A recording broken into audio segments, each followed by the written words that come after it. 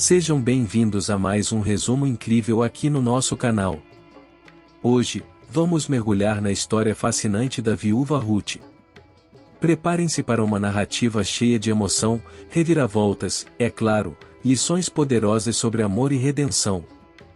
O livro de Ruth, segundo teólogos estudiosos, foi escrito pelo profeta Samuel, e se passou na era dos juízes. Elimeleque e Noemi junto com seus dois filhos Malom e Quilion, saíram de Belém de Judá, em uma época de fome, e foram morar em Moabe, aonde viveram por 10 anos. Moabe era uma terra de costumes pagãos e idólatras, descendentes das filhas de Ló.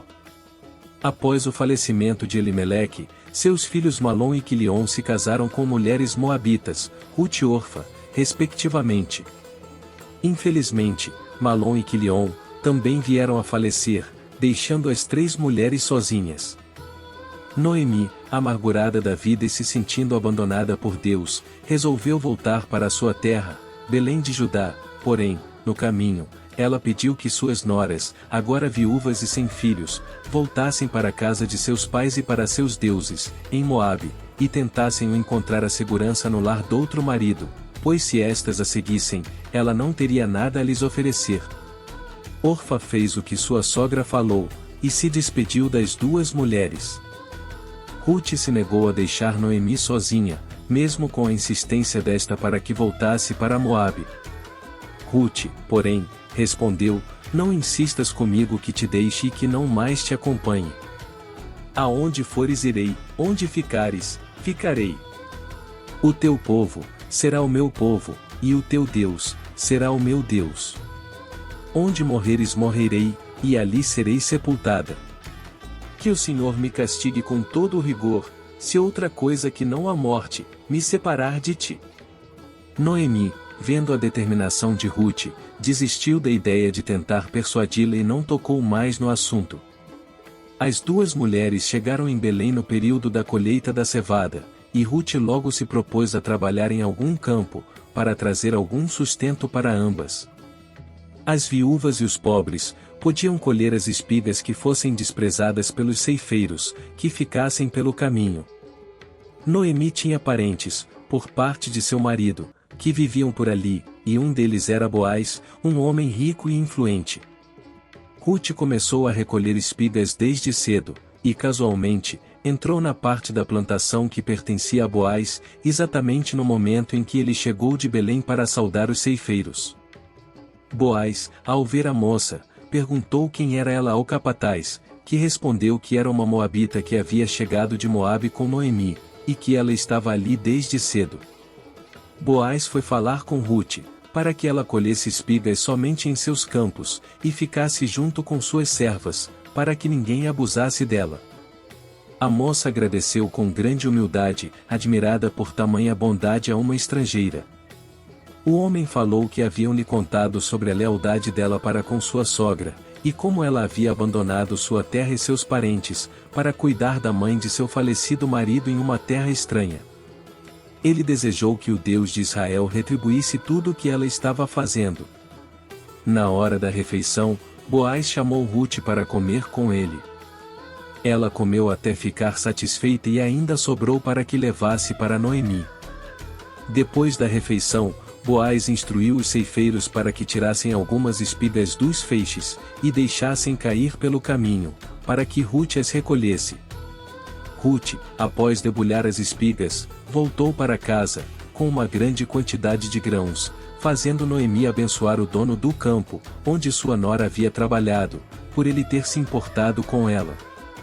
Quando Ruth contou a Noemi que o dono do campo se chamava Boaz, a sogra o abençoou e agradeceu a Deus pela providência, e falou que o homem era um parente do clã de Elimeleque, e era um dos resgatadores.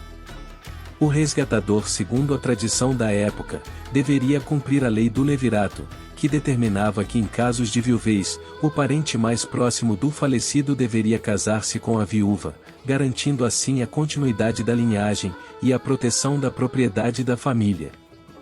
No entanto, havia um parente mais próximo, que tinha prioridade sobre Boaz. Ruth continuou colhendo espigas com as servas de Boaz, até que Noemi teve uma ideia. Ela falou para sua nora que, naquela noite, Boaz iria debulhar a cevada colhida, e que a moça deveria se lavar, se perfumar e colocar sua melhor roupa, e esperar até que ele tivesse comido e bebido. Ruth deveria ver o lugar, onde o homem se deitaria, descobrir os pés dele, e se deitar ali, que após isso, Boaz lhe diria o que fazer. Ruth fez tudo o que sua sogra havia falado.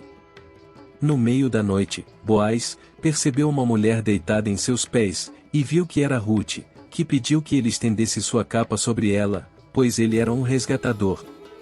Boaz a abençoou, e viu sinceridade naquele pedido, pois ela poderia ter ido em busca de homens mais jovens, ricos ou pobres, mas estava pedindo a ele. Boaz prometeu fazer tudo o que pudesse para resgatá-la, pois todos sabiam que ela era uma mulher virtuosa. Ruth voltou para casa antes que todos despertassem, e que vissem que ela havia dormido na eira, aos pés de Boaz. Ela levou para casa muitos grãos ofertados por ele. Noemi quis saber como tinha sido a conversa, e Ruth falou que o homem iria resolver com o parente que tinha prioridade sobre ele, de resgatá-la. Enquanto isso, Boaz subiu até a porta da cidade, e reuniu 10 líderes da cidade como testemunhas e chamou o resgatador que tinha prioridade sobre ele. Ele falou ao resgatador que Noemi e Ruth estavam vendendo as terras da família, mas que pela lei, quem ficasse com a terra, teria que casar com a viúva para manter o nome do falecido em sua herança, para que seu nome não desaparecesse do meio de sua família, ou dos registros da cidade. O resgatador queria as terras, mas se negou a casar com a viúva, passando seu direito a Boaz. Eles tiraram as sandálias e as deram um ao outro para oficializar o negócio, conforme a tradição em Israel. Boaz anunciou aos líderes, suas testemunhas, que estava adquirindo as terras e o direito de ter como mulher, a moabita Ruth, viúva de Malom. Boaz casou com Ruth e pela graça do Senhor, ela lhe deu um filho, que entregou a Noemi, que lhe deu o nome de Obed. As mulheres da cidade diziam a Noemi, que o filho de Ruth lhe daria nova vida e a sustentaria na velhice, pois era filho de sua nora, que a amava e que valia mais que 7 filhos. Obed foi o pai de Jessé, e Jessé foi o pai do grande rei Davi. A moabita Ruth, pela graça de Deus, teve a honra de fazer parte da genealogia de Jesus Cristo. A história de Ruth não é apenas um conto antigo, mas uma fonte inesgotável de lições poderosas que transcendem o tempo. Podemos citar algumas destas lições, como sua coragem e determinação ao se dispor a seguir Noemi para uma terra estranha. Sua lealdade à sua sogra era outro ponto forte de seu caráter, pois ela se mostrou fiel, mesmo não tendo nada a receber por isso. Outro ponto favorável a Ruth era a humildade, ao se oferecer para trabalhar em uma lavoura catando espigas junto com os mais necessitados, garantindo algum sustento para si e sua sogra. Podemos citar ainda mais um ponto, que era a sua confiança em seguir os conselhos de Noemi. Por ser uma mulher virtuosa, Ruth encontrou graça diante do Senhor, principalmente porque passou a depositar sua fé no Altíssimo. Isso demonstra que Deus não tem preferência por essa ou aquela pessoa, pois foi exatamente o que aprendemos com Ruth, que mesmo vindo de um outro povo com cultura diferente, e adoração a outros deuses, ela alcançou graça aos olhos do Senhor, pois decidiu que o Senhor seria o seu Deus. Temos um Deus bondoso no céu, que sabe criar circunstâncias para fazer muito além daquilo que pensamos ou pedimos. Ele só nos pede que confiemos nele, pois os planos dele são melhores que os nossos, e o tempo de Deus é perfeito. A história de Ruth é um testemunho da providência divina, mostrando como os eventos aparentemente casuais podem ser parte de um plano maior de redenção. E com essa mensagem, finalizamos mais um resumo bíblico. Espero que tenham gostado desta emocionante história. Se quiserem mais conteúdos como este, não se esqueçam de curtir, compartilhar e se inscrever no canal. Até a próxima!